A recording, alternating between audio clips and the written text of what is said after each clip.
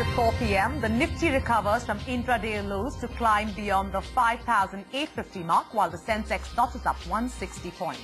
IT stocks and rate sensitives like real estate and banking continue to rally on hopes of a rate cut from the Reserve Bank later this month. Vodafone Airtel on tender hooks as the telecom department will take a decision on their license extension today. At stake is Vodafone's 3 licenses and Airtel's 2 licenses that come up for renewal next year. Bharti Airtel kicks off the process to sell up to 25% stake in its DTH arm. Sources tell ET Now that Bharti is looking to raise around $200 million from the stake sale.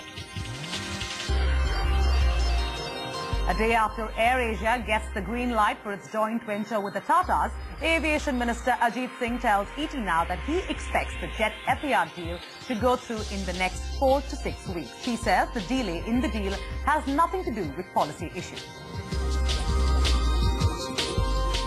And M&M reaches a pact with striking workers at the Nashik plant. The company agrees to take back the suspended employees during a meeting with the unions in the presence of the Labour Commissioner. The government is in a divestment rush after RCF, MMTC, NALCO and SAIL follow-on offers to hit the markets by the month end. The sell-off will help the government raise around 24,000 crore rupees this fiscal against the targeted 30,000 crore rupees.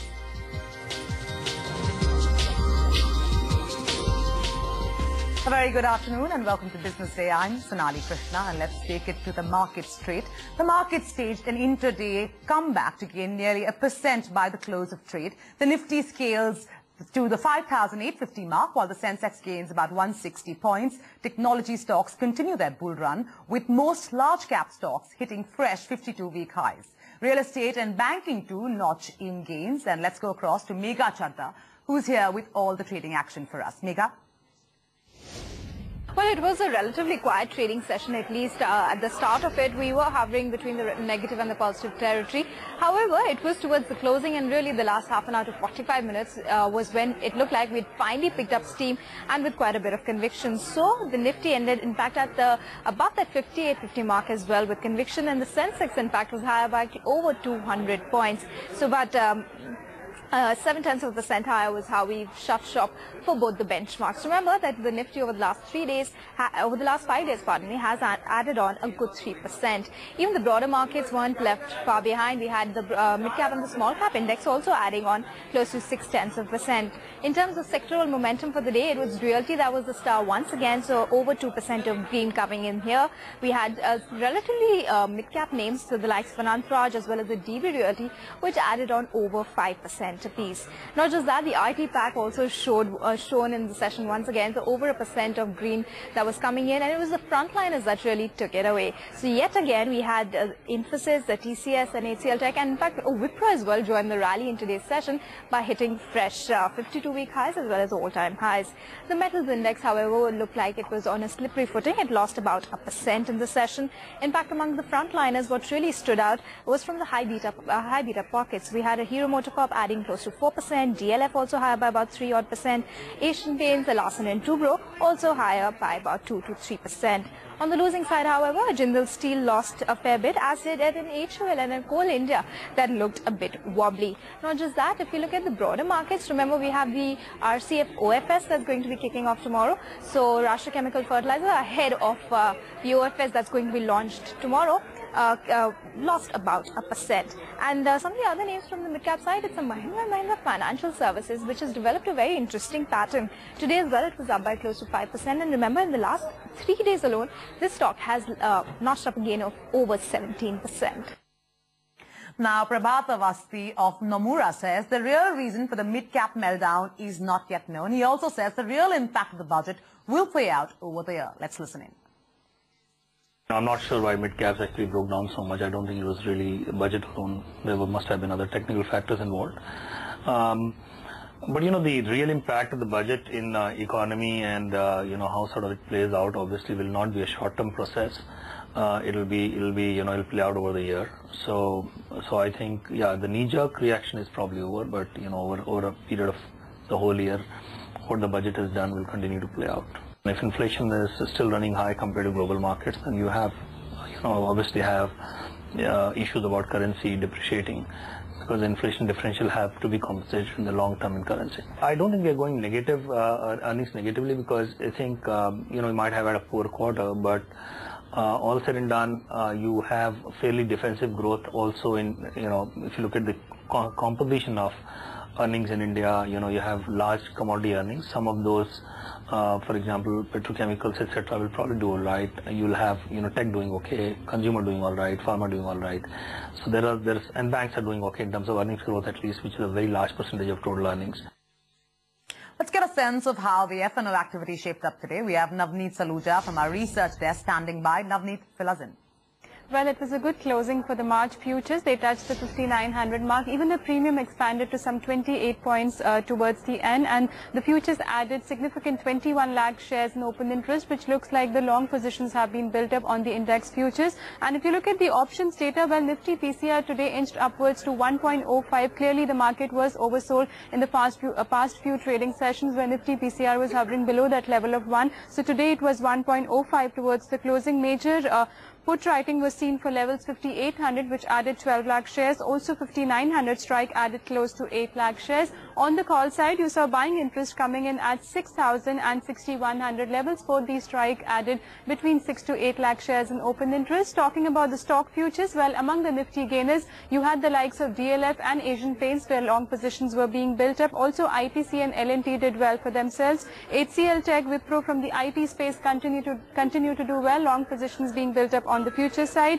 Again, on the short side, you had Jindal Steel and Power. HUL falls for the second consecutive day. JSW Steel was down. Short positions were being built up there. Long unwinding seen in Arvind, and Apollo Tyres did very well for itself. Long positions seen on the future side. In terms of open interest gainers for the day, you had Havells, Apollo Tyres, Asian Paints, HUL and Wipro. But when you see the participation, considering the rally we had today, well, the volumes were quite thin. We did about only 98,000 crore of turnover on NSE by the end of the day. Oh, thanks for all of those details, Navneet. Good to have you on the show. Moving on, in news just coming in, Mahindra & Mahindra has reached a pact with striking workers at the Nasik plant. The company has agreed to take back 2 suspended employees. We have Kartika Trihan with more details and is standing by. Kartika, agreement finally? Absolutely. The company has stated very clearly that the agreement has reached between the workers and the labor unions as well.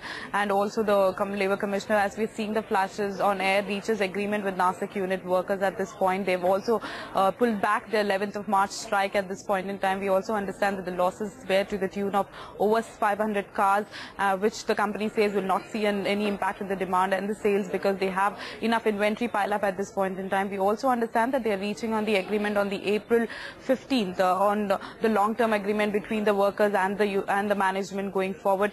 There were talks starting from day to day. There were talks between Labour Commissioner, there were talks between Labour Commissioner management and also the workers at this point. So the union was hopeful that there would possibly be some solution by end of today. However, they have been pretty hopeful and the solution has come into play at this point. We understand that they have been on strike since March 4th. There are at least 2 people who had been suspended are also being taken back at this point. The management has confirmed that they will be reinstated. That was one of the demands also of the workers. They were looking forward for the reinstatement of that. So that also is happening. So the agreement on what the wage could possibly be, because they were expecting at least 36,000 rupees per month. So that is something that they will be concluding by April 15. However, as of now, the Nasik plant would possibly start functioning from tomorrow onwards. Well, clearly good news for M&M there, and thanks so much for all those details, Kartika. Let's move on to an ET Now exclusive. Bharti Airtel's fundraising spree continues. The company now wants to take advantage of the digitization drive and unlock value in its DTH arm. Nisha Podar, who's tracking that story, gets us all the details. Nisha, what is the valuation expectation, and give us the name of the parties who are interested? Right, Sonali. What I'm gathering from my sources who are directly linked with this particular deal is that $800 million is the kind of valuation expectation by Bharti Airtel for its DTH arm, and it's ready to sell up to 25% stake in that particular business. Also, sources do tell me that there are various players which are strategic as well as private equity funds. Both are looking at it. In fact, the company has also signed 7 non-disclosure agreements with some of the parties involved.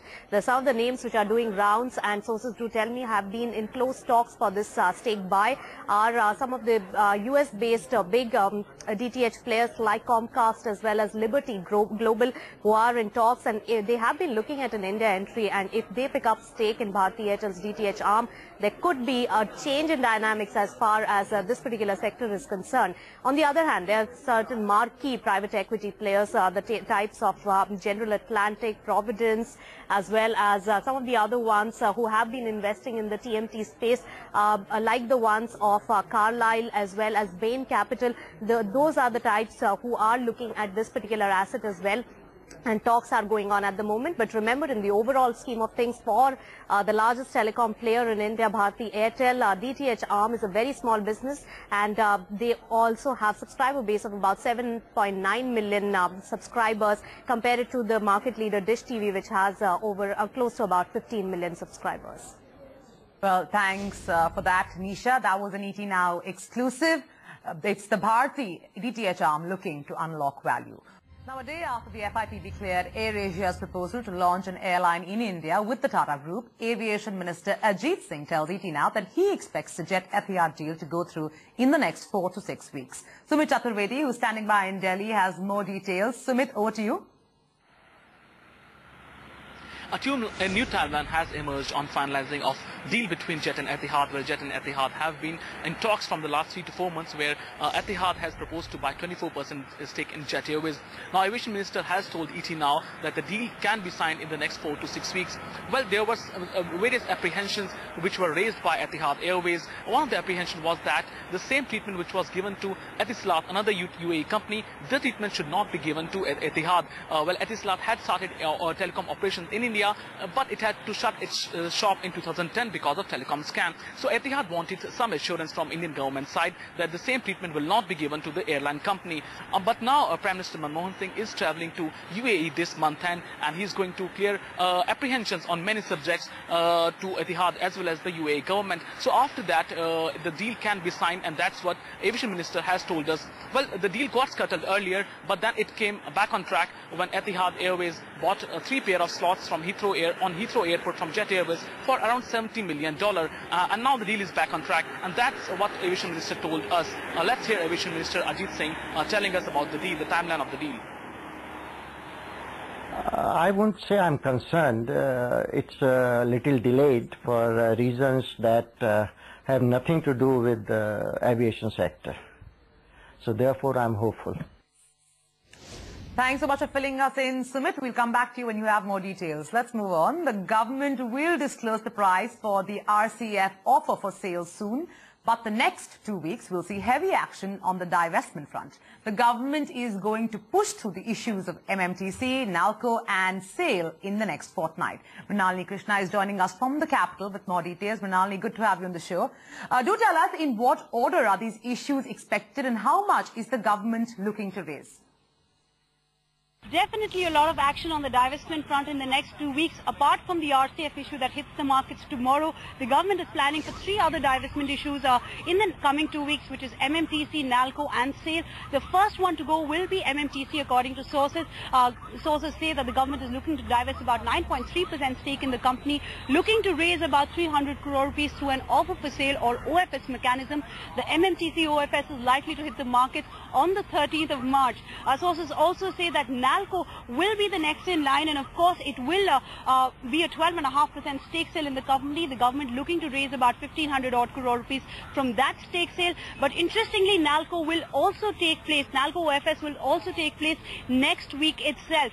The last for the fiscal is going to be SAIL, according to sources. The government is planning to sell about 10.8% in the company, hoping to garner about 3,500 crore rupees from the stake sale. Of course, it's a big issue, but the government expects the OFS to come hit the market on the 20th of March. So all of those four divestment issues put together, RCF, MMTC, SAIL and NALCO, would give the government anywhere close to about 5,500 crore rupees. Remember, the government has already managed to garner about 21,500 crore rupees from divestment for FY13. It's revised its target to about 24,000 crore rupees. But if these four issues go as planned, the government will definitely exceed its revised targets for divestment for FY13. Definitely.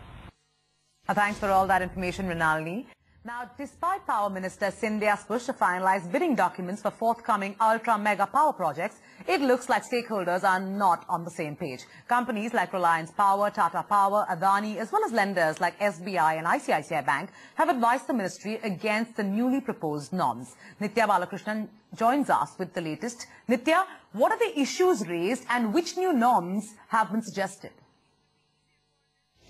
Well, less than 24 hours ago, we saw the likes of Cyrus Mistry, Anil Ambani, Chanda Kochar, amongst others, call upon Jyotiraditya Scindia in order to deliberate upon the final bidding norms for forthcoming ultra-mega power projects. And the biggest concern for stakeholders seems to be the fact that the new model seems to suggest that neither land nor plant assets will be under direct ownership of the power company, nor will security be given to lenders on land and project assets, which is why we're given to understand stakeholders are preferring to actually switch back to the original norms for ultra-mega power projects. Now, what we're picking up is that they have written to Scindia indicating it is an imbalanced and impractical proposal. Investor interest in projects is likely to take a hit. New norms will disincentivize not just domestic but also foreign lenders and will cause tariffs to increase. Now, the Power Ministry is maintaining they've taken into account all interests of stakeholders, that this is the best possible proposal and they will have to maintain a rational policy going ahead. They're looking to take this to an EGOM before the end of the month, but given the fact stakeholders and the Power Ministry are at loggerheads, clearly looks like a crucial projects in Orissa, Chhattisgarh and Tamil Nadu, which are forthcoming, will definitely see a bit of a delay. Unfortunate given that only 1 out of 4 ultra-mega power projects are currently commissioned. Thanks for that. Moving on, the Telecom Department will review license extension applications by telecom biggies Vodafone and Bharti Airtel today. Remember, both companies have decided to stay away from the next week's spectrum auctions, and a negative response from the Department of Telecom could result in huge uncertainty for both companies. Gauri Dwivedi joins us for more.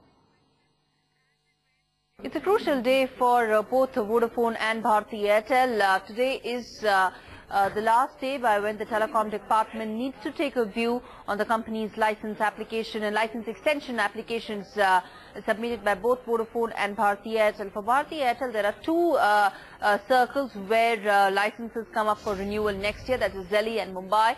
For Vodafone, it's Delhi, Mumbai and Kolkata. So remember, it's important to note that both these companies have stayed away from the 900 megahertz auction. And if, of course, there is not a favorable view taken by the Telecom Department as far as these license extension application is concerned, it definitely puts a lot of uncertainty as to what really will be the next course of action for these companies. Remains to be seen what will be the next course of action because whatever said and done, 18 months prior to the expiry of the license, expiry of the spectrum, there has to be a certain amount of decision that needs to be taken, and that, of course, time is running out on that. Now, market regulator SEBI is all set to revamp the 2-decade-old insider trading norms for India Inc. and market participants. But where is SEBI truly toothless when it comes to these norms, and how can a relook spur deal activity? Ashwin Mohan with that perspective. Finance Minister P. Chidambaram has taken the task of bringing retail investors back into the markets onto himself. And backing the FM in his efforts is SEBI Chairman U.K. Sinha.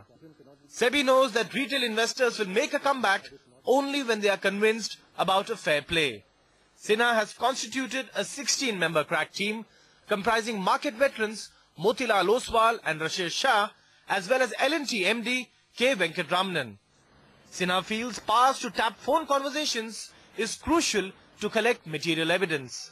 This is going to be one of the most important aspects of how the new regulation comes out, and what kind of powers and safeguards relating to the power not being misused is going to be regulated. But there are some others who feel that it could be counterproductive. They should tie up with CBI or other people who have such powers And I don't think the way forward is to give such a wide police kind of power to SEBI. Experts feel there are several grey areas on what constitutes insider trading. For making a sizable investment which does not have a safe harbor like an open offer, normally a private equity investor would do diligence, or even for that matter a strategic investor. They run into this dilemma: if they do the diligence and get into possession of price sensitive information, they then cannot proceed with the transaction unless they put the information out in the public domain, because they would then be guilty of insider trading. So it's always a Hobson's choice on each transaction of what to do. This is not the first time that the market regulator is training its guns on insider trading, but so far with little success. Investors will hope that this time around, the market regulator finally manages to weed off this menace for good. Ashwin Mohan, ET Now, Mumbai. And with that, we're completely out of time. Thanks for watching, and keep it right here with ET Now, India's preferred business channel.